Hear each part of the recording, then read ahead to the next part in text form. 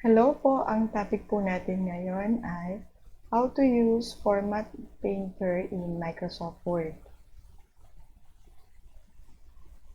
So, dito po tayo sa Word. So, ano nga po ba ang gamit ng Format Painter? Yung Format Painter po, makikita niyo po siya dito sa may Home tab. Tapos dito po sa may bandang ibaba, ito po yung parang paintbrush po dyan. Format painter po yan. So, saan po siya nagagamit? Halimbawa po ito pong word na to. Gusto natin siyang gawing size 20. Tapos, ang font niya ay Arial Black. Tapos, gusto natin kulay blue. Tapos, naka-italize. Tapos, underline or pwede na pong ganyan, no? Tapos po gusto natin siya gayahin sa bawat parang headings natin, subheadings. Bawa dito po, sa first computer lang. So, ang gagawin mo lang po dyan, click mo to. Pwede pong click kasi isang word lang. Pwede rin pong highlights. Tapos, press nyo po yung Format Painter. So, magkakaroon po nga siya ng ano dyan, ano yan po. So, highlights nyo po yung word na gusto nyo kopyain na format dito po sa word na to. So, click nyo po yan, yung first computer. So, pag kinlik nyo po siya, kung ano po yung font nito, yung size nito, gagayin po niya, no? Yung first computer. Yan po. So, halimbawa, gusto mo po gayahin siya sa bawat subheading mo, gagawin mo lang po, i-double, puntahan mo po itong word na to, halimbawa, no? Tapos, double click lang po. Yan. Pag di-double click mo po yan, sa bawat letra po na gusto mong kopyain, yan po, yan, automatic po na magiging yung format font styles niya, makokopya mo po. Ano po? So, pag okay na po sa inyo, click nyo lang po ulit yung Format Painter para mawala po.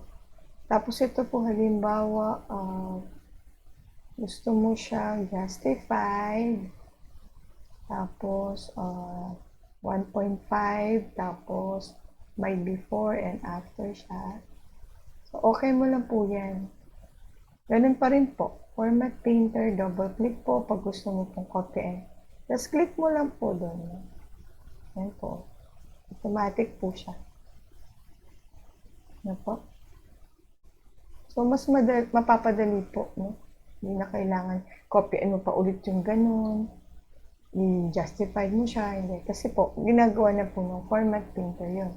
So, pag tinignan mo po siya, yung font niya, yan po, pare-pareho na siya, size 11. Tapos, yung paragraph style niya is 1.5. Tapos, may before and after po siya na 0.6. Ganun lang po siya. Ano po? So, mas mapapadali po yung pagpo-format ninyo ng document. So, meron din po siyang shortcut key. Ang shortcut key po niya kasi po itong Format Painter, para din po siyang copy tapos paste, no? Kaya lang po hindi wordings ang kinokopya mo, kundi yung styles. Kaya ang shortcut key po niya, Control, di po ba pag copy tayo, Control C. Ito po, Control plus Shift. Ito na, shortcut key.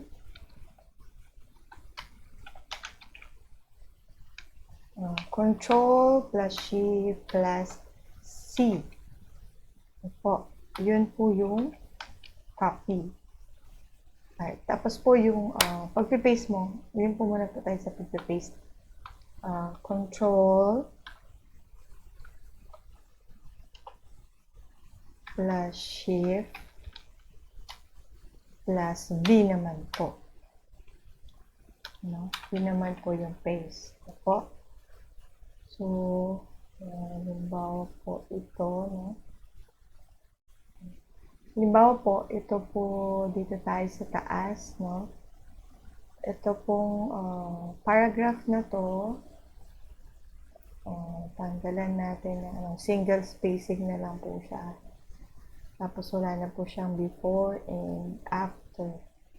So, okay natin. So, gusto mo pong copyin yung style na to. No, kasi hindi na po natin siya justified.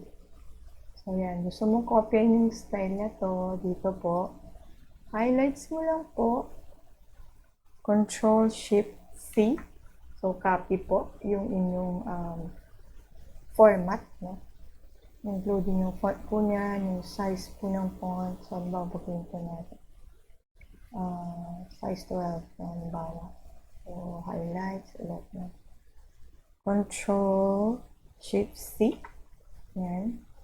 Tapos, puntahan niyo po yung paragraph na gusto niyo pong kopyaan. Po, yun, dun yung i-paste ka po. Gusto niyo po dun i-paste na po. So, Control-Shift-V lang po. Na po. So, kung gusto niyo po na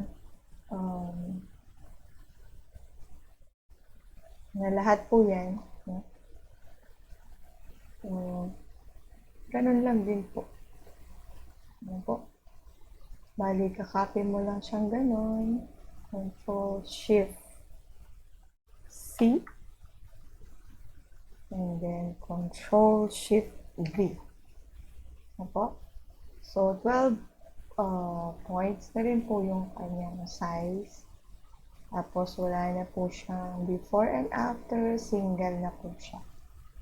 Na po, sana po ay may natutunan po kayo ulit sa akin.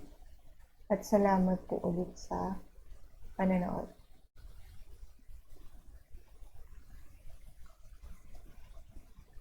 Kung may mga katanungan po kayo, i-comment nyo lang po dyan sa baba. At itatry po natin na sagutin po yung mga tanong po ninyo. Okay po? Thank you po.